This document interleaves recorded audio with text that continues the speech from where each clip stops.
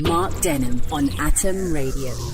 Hello, welcome to episode 52 of the Atom Radio Drive Time podcast. That's right, a whole year of Drive Time podcasts. Well done to you if you've listened to all 52. Massive congratulations to you on surviving all 52 episodes.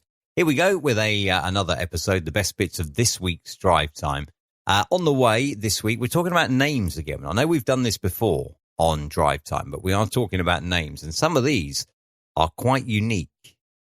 Certainly not anything that I would ever thought of I knew that I was having a son, so I was looking at boys' names, but before I knew that, I wouldn't have thought of any of these either for a girl or for a boy. So yeah, maybe my field of thought just wasn't wide enough. We'll also talk about scary snakes as well. There was one on the loose. I don't know whether it's been captured or not yet, but there certainly was one on the loose.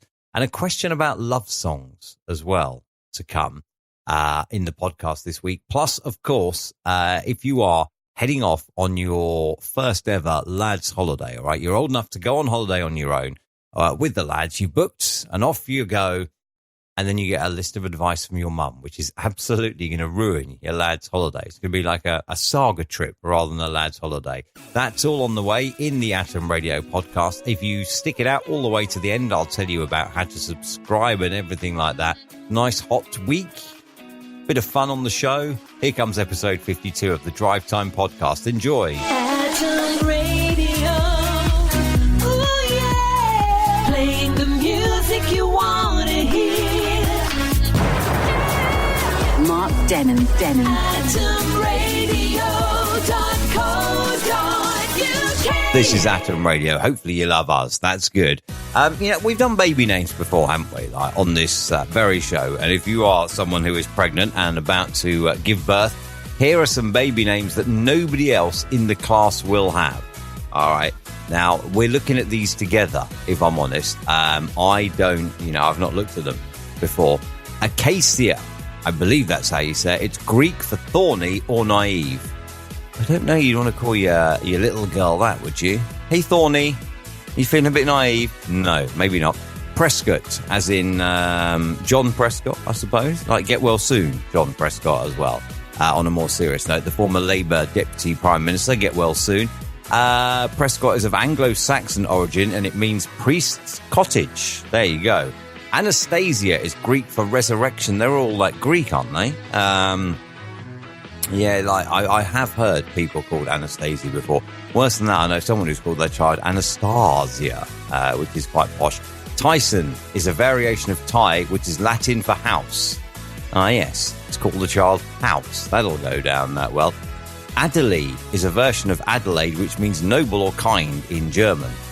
I'll be honest, I've never heard of anyone called Adelaide. Tad is a shortened version of Thaddeus, which means gift of God. You know, like when you say to someone, yeah, just a tad, that means just a little, doesn't it? You know, so yeah, if I thought of Tad, I wouldn't think, gift of God. I think, yeah, just a tad. Astrid is Scandinavian for divine strength. You'd have to be a pretty hench child then, wouldn't you, to carry off that. Riker does not have a meaning. Well, why are people coming up with this name then? Azure is purplish shade of blue. I know that. And 10, Reed is Scottish for red. Is it really? My aunt is called Reed.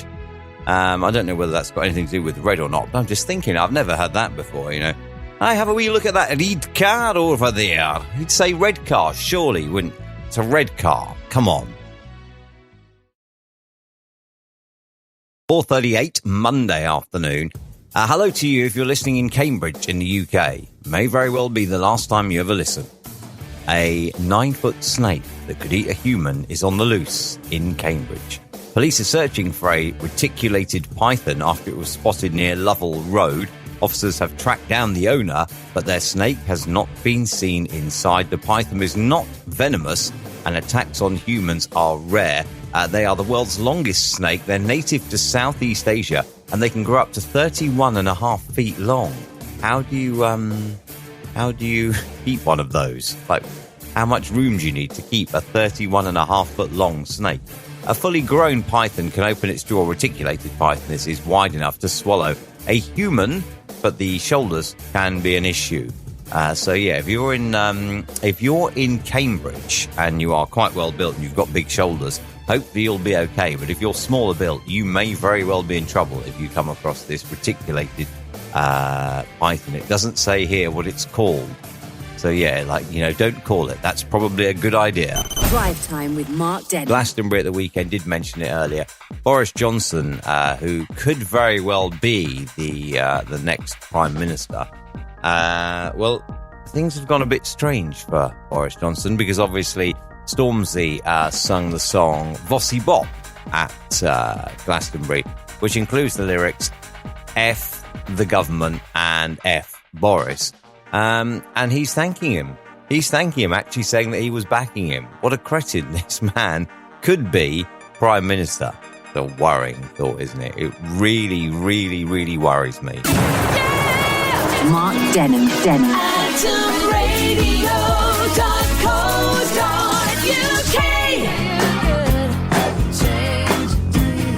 Sheryl Crow and a change would do you good.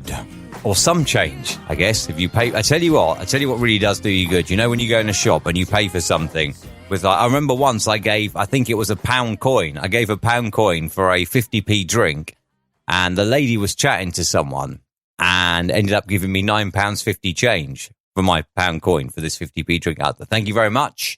Now, I must admit, if that was a small local store, a small local business, I would have said, actually, you've overchanged me. You only owed me 50p, and I would have given it back. But as it's one of these large multinational companies, I thought, nah, stuff it. I'm having that.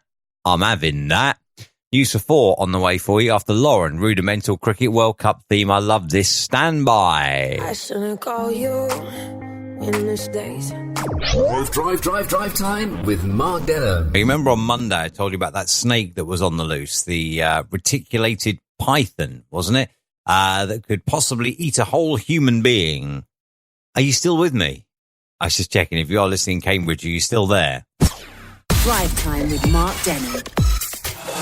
I would love to know if there was a survey done. You don't really need to do a survey, do you, to be fair? You'd have all of the songs somewhere. The official charts company would have a list of all the songs that have ever charted. Out of all the songs that have ever charted, how many of them are about love? That one's pretty obvious, isn't it? Love is on the line.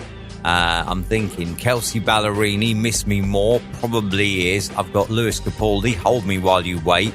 That probably is as well. Sarah Bareilles, Love Song. What more can I say? How many songs, though, of all the songs ever released, let's just say in the UK, have been about love? It's probably the most popular topic ever for songs, isn't it? Mark Denham.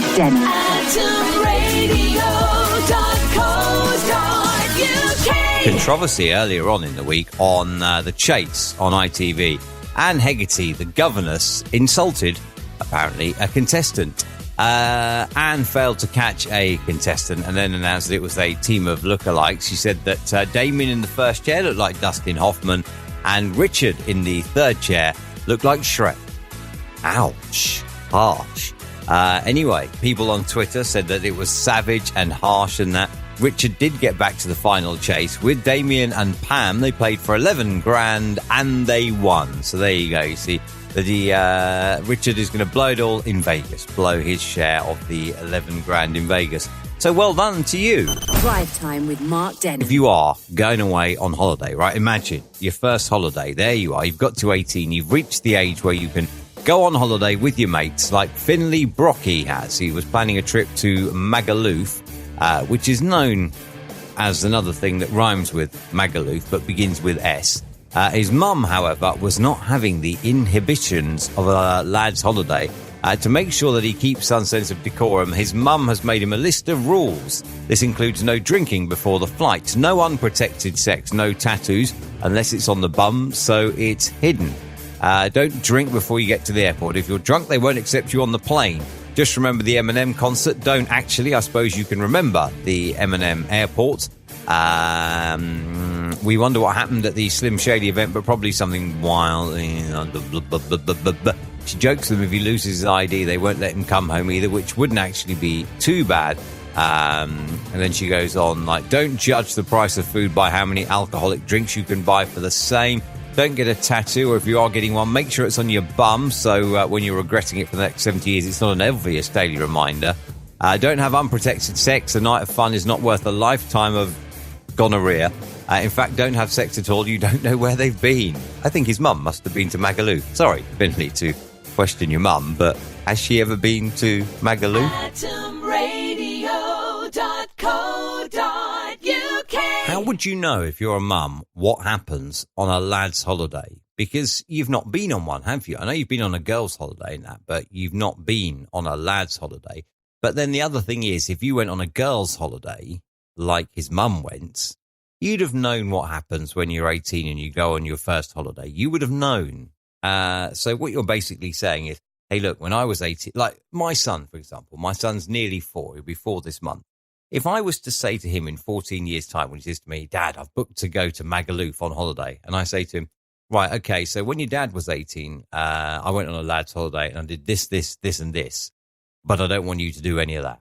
It's just hypocritical, isn't it? It is hypocritical.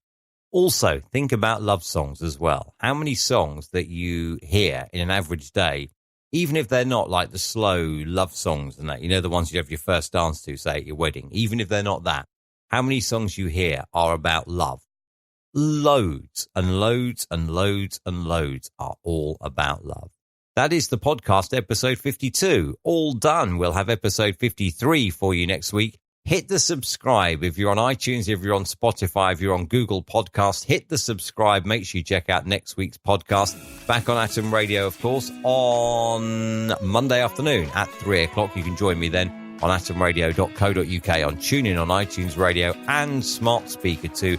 Enjoy the rest of your weekend, and thank you for checking out the podcast. Atom Radio. Ooh, yeah. Playing the music you want to hear. Mark Denham. AtomRadio.co.uk.